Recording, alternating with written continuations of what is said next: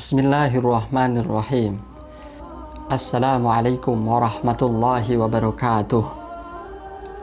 Alhamdulillahi rabbil alamin. Wassalatu wassalamu ala sayyidina Muhammadin wa ala alihi wa sahbihi ajma'in, amma ba'd. Pemirsa dimanapun Anda berada, pada kesempatan kali ini saya akan menyampaikan sedikit ilmu tentang Al-Quran. Bagaimana hal ini adalah sering dialami dan ditemui di berbagai tempat-tempat yang mempelajari Al-Quran. Apa yang akan saya sampaikan? Nah, sekarang saya sampaikan bentuk-bentuk bacaan Al-Quran, di mana orang membaca Al-Quran ini ada macam-macamnya. Dan bentuk-bentuk bacaan Al-Quran itu ada 4. Apa saja? Yang pertama, tartil. Yang kedua, tahqiq. Yang ketiga, al-hadr.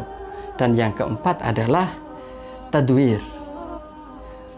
Apa itu tartil?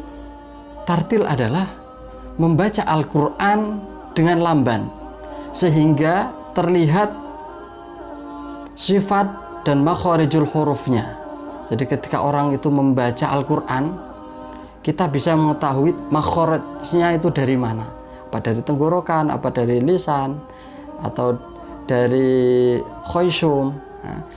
Dan sifat-sifatnya pun juga terlihat, antara lain qalqalah, shafir, lin, inhiraq, dan seterusnya. Sambil merenungkan ayat yang dibaca. Jadi selain baca Al-Quran dengan pelan, terlihat semua makhraj dan sifatnya, sambil merenungkan ayat yang dibaca, sehingga sangat menjiwai apa yang dibaca. Sehingga ketika seorang itu menemukan ayat adab, dia akan bisa menangis. Ketika seorang itu menemukan ayat-ayat yang menerangkan tentang kenikmatan, orang itu menjadi tersenyum dan merasa bahagia. Kenapa? Karena dia memahami arti yang dibaca. Itu tartil. Kemudian yang kedua, bentuk bacaan Al-Quran yang kedua adalah tahqiq. Apa itu tahqiq? Tahqiq adalah membaca Al-Quran dengan sangat pelan, sehingga orang yang mendengarkannya ini bisa menulis ayat yang dibaca. Karena apa? Saking pelannya.